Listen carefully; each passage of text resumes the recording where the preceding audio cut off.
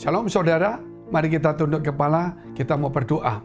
Yakinlah di dalam doamu bahwa Tuhan mendengar. Semakin hari kita harus semakin mendekat, semakin tekun berdoa. Pasti Tuhan jawab. Di dalam nama Tuhan Yesus, kami berdoa Tuhan, supaya kuat kuasa Tuhan menyertai kami. Ampuni segala dosa salah kami Tuhan. Biar damai sejahtera kasih sukacita Tuhan turun kepada kami. Biar Roh Kudus-Mu membimbing, menuntun kami, memberikan penghiburan, kekuatan dikala kami lemah, dikala kami sedih. Tuhan tolong kami. Bahkan kami berdoa Tuhan untuk kami yang bergumul di dalam persoalan hidup, baik menghadapi tantangan orang, pribadi, keluarga, anak, suami, istri, orang tua, menantu dan mertua dan sebagainya. Tuhan, kami juga berdoa untuk segala pekerjaan rumah tangga kami, baik studi kami, juga untuk karir kami, teman hidup kami, masa depan kami. Kami berdoa di dalam nama Yesus, kiranya Tuhan Engkau menolong, memberi kekuatan, memberikan jalan, memberikan hikmat dan berkat-Mu. Kami juga berdoa untuk mereka yang sakit di dalam nama Tuhan, supaya menjadi sembuh. Dan hari ini Tuhan, kami sadar akan kekuatan yang Tuhan berikan kepada kami, yaitu iman dan kuasa Allah yang bekerja dalam kehidupan kami. Di dalam nama Tuhan Yesus, kami sudah mengucap syukur dan berdoa. Haleluya. Amin. Saudara, kalau kita tahu, kalau iman itu timbul dari pendengaran akan firman Kristus, artinya Injil. Matius, Markus, Lukas, Yohanes. Iman itu timbul, iman yang murni, yaitu yang membuat kita bisa percaya kepada Yesus sebagai Tuhan dan Juru Selamat. Bagaimana dengan perjanjian lama? Itu iman. Namun masih belum bicara tentang keselamatan. Karena itu masih bicara tentang hubungan kita dengan Allah. Menantikan pertolongan, keselamatan daripada Tuhan. Dan kita hidupnya saleh dan baik. Tetapi di zaman sekarang, bukan zaman yang lalu.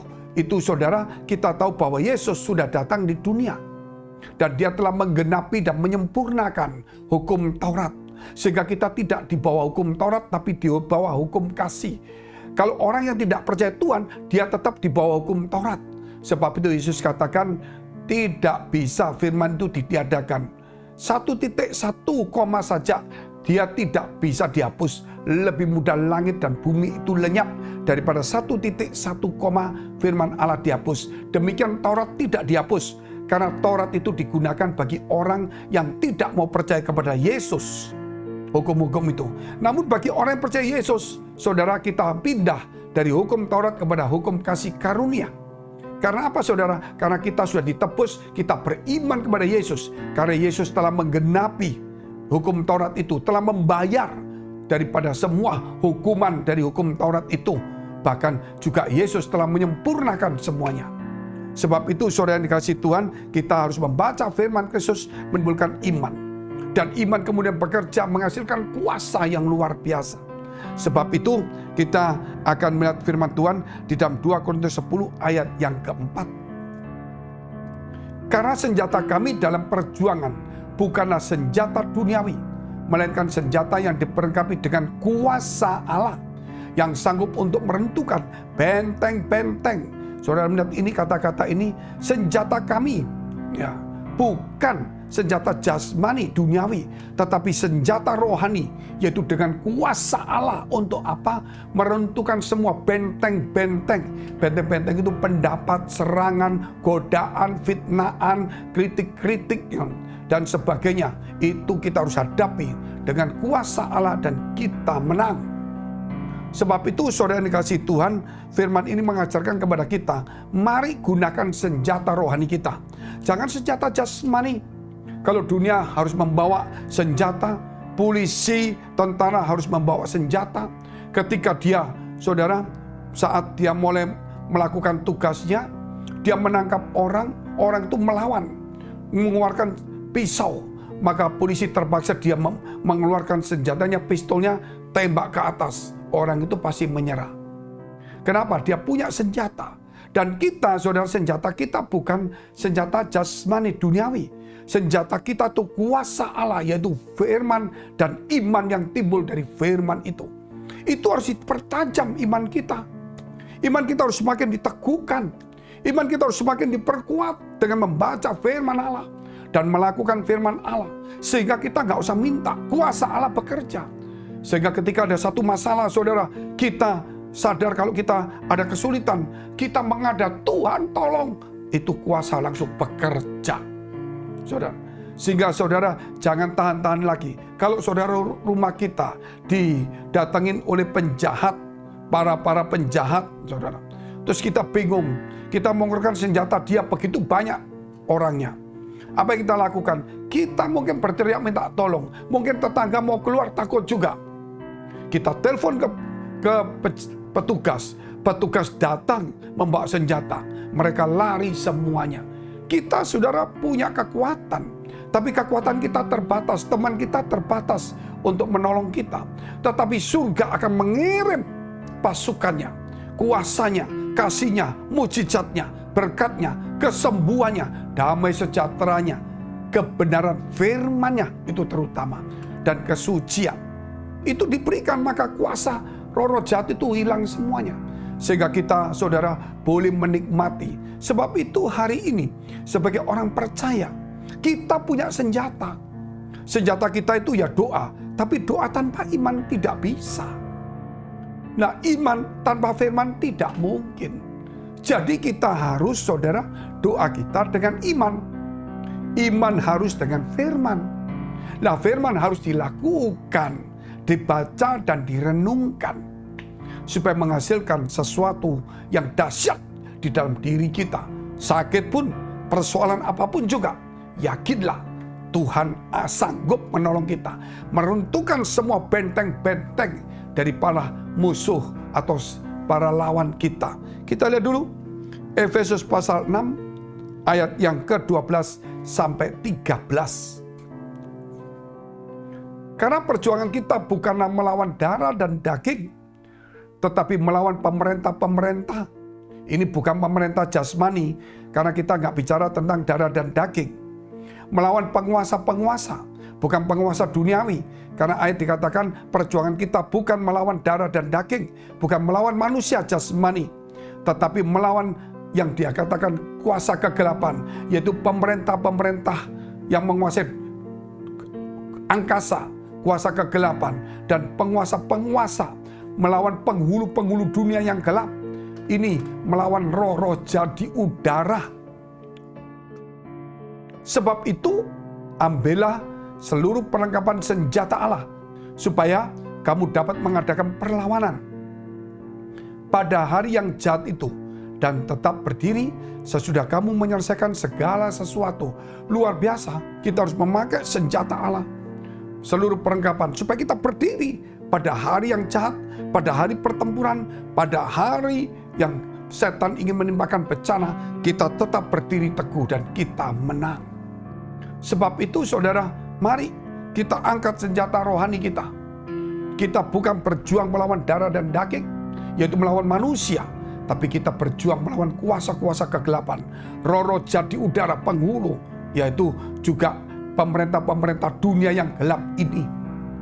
Sehingga hari ini mereka membuat kita menjadi stres, mereka mengintimidasi kita, memberi rasa khawatir, memberi rasa takut, kecemasan, membuat kita menjadi malas, membuat kita menjadi iri, membuat kita menjadi salah paham, dan kemudian membuat kita tersinggung, membuat kita menjadi sombong. Akhirnya, saudara, berkat dari Tuhan itu hilang. Karena karakter kita sudah tidak baik. Walaupun kita ke gereja, tapi kalau sudah ada rasa malas, rasa sombong, saudara, rasa iri, rasa benci, kecewa, sakit hati, walaupun ke gereja, saudara, ke gereja bukan fisik, tetapi hatinya diutamakan. Sebab itu ke gereja perlu dengan hati yang bersih. Sebab itu perjuangan kita bukan melawan manusia.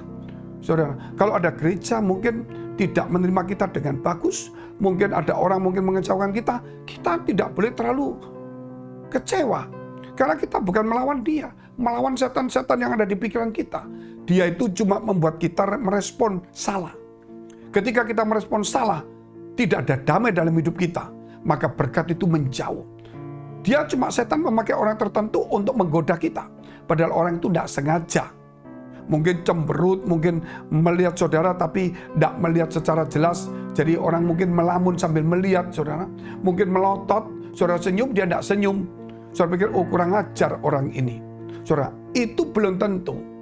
Setan membuat kita menjadi pikiran itu. Tetapi saudara, firman Tuhan berkata, kasih dia. Mungkin dia banyak pikiran. Sehingga ketika melihat kamu itu, dia tidak melihatnya. Cuma melihat persoalannya. Seperti orang melamun. Sehingga hidup kita damai. Dan disitulah kuasa Allah. Sehingga kita menjadi orang pendamai. Sehingga kita menjadi orang yang suka merukunkan. Supaya kita orang yang suka mengampuni dosa. Supaya kita menjadi orang yang pemersatu. Luar biasa. Di situ Tuhan memberkati. Karena firman Tuhan berkata, kalau kita rukun dan diam bersama-sama, Tuhan akan mengutus, mengirim berkat-Nya. Kita lihat ayat 16, 17. Dalam segala keadaan, pergunakanlah perisai iman.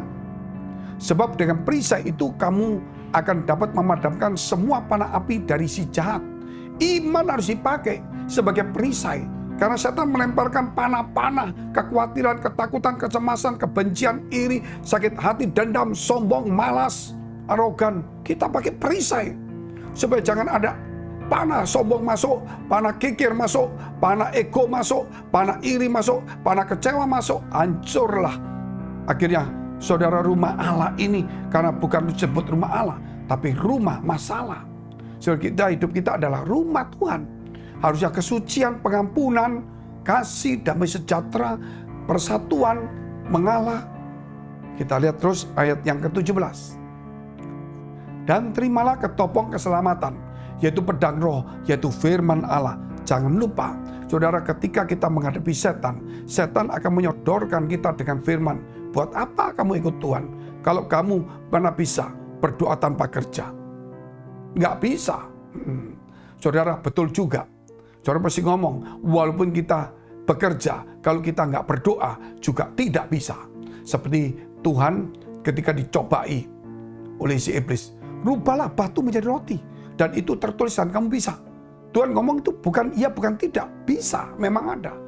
Tetapi Tuhan katakan, manusia tidak hidup oleh roti saja, tetapi oleh firman Allah. Sehingga kita tidak bisa hanya kerja secara jasmani saja, tapi kita juga harus secara rohani melalui doa, puasa, dan firman Allah itu kita harus pegang. Kenapa? Berkat Tuhanlah yang jadikan kaya, susah payah tidak menambahinya. Itu kita harus pegang. Bukan berarti orang malas. Firman juga mengatakan orang malas tidak mungkin kaya.